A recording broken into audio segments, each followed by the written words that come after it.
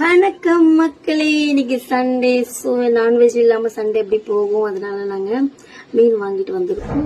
இந்த மீன் வந்து கோவளத்துலேருந்து வாங்கிட்டு வந்திருக்கு. இந்த மீனை பாருங்க, எவ்வளோ ஃப்ரெஷ்ஷாக இருக்குன்னு பாருங்க.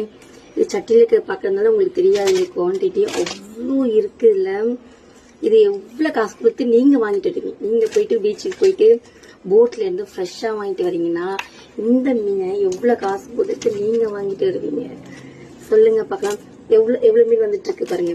நம்ம ஒரு கூறு தானே வாங்குவோம், கூறு கட்டி வைப்பாங்கல்ல, 2 கூறு 3 கூறு 4 கூறுன்னு பாருங்க.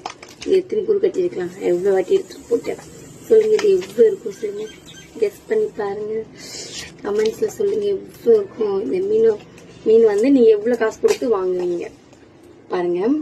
எவ்வளவு கொடுத்து வாங்குவீங்க, நான் எவ்வளவு கொடுத்து வாங்கியிருப்பேன் சொல்லுங்க பார்க்கலாம். இந்த மீனோட விலை 1 ரூபாய்.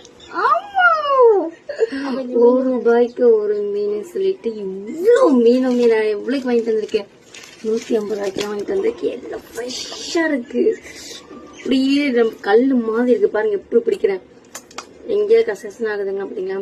இதுவே கவலை மீன் பழசா இருந்தா அப்படியே குழன்னு போயிடும். இது சைஸ் குட்டி மீன் தான், அது ஒண்ணு கிடையாது. வாங்கிட்டு வந்து எவ்வளவு மணி நேரம் ஆகுது, போட்ல இருந்து அப்படியே எடுத்து வந்திருக்கோம். மீன் ஐஸ் எதுவும் விற்கல. நான் வஞ்சிர மீனும் வாங்கிட்டு வந்திருக்கேன். ஸோ வஞ்சிர மீன் தான் இன்னைக்கு சமைக்க போறேன். இது நாளைக்கு வந்து குழம்பு வைக்கலான்னு இருக்கேன்.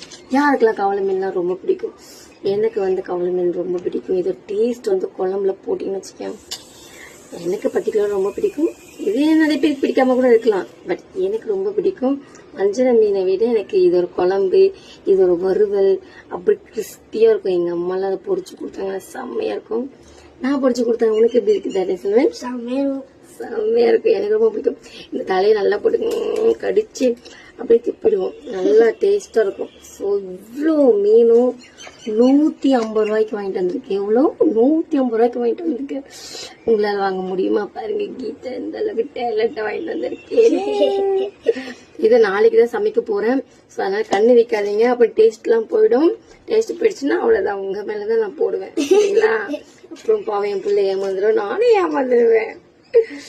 சரி, உங்க வீட்டுல இன்னைக்கு என்னென்ன சமையல் சொல்லிட்டு மறக்காம கமெண்ட் செக்ஷன் சொல்லுங்க. ஏன் வீடியோ போட மாட்டேங்க நிறைய பேர் கேக்குறீங்க. சம் இஷ்யூஸ் தான், அதனாலதான் போட முடியல. இனிமே சமையல் மாதிரி ஏதாவது போடலாம் அப்படின்னு நான் திங்க் பண்றேன். ஸோ உங்களோட சப்போர்ட் கண்டிப்பா கொடுங்க. ஓகே, தேங்க்யூ, பாய்.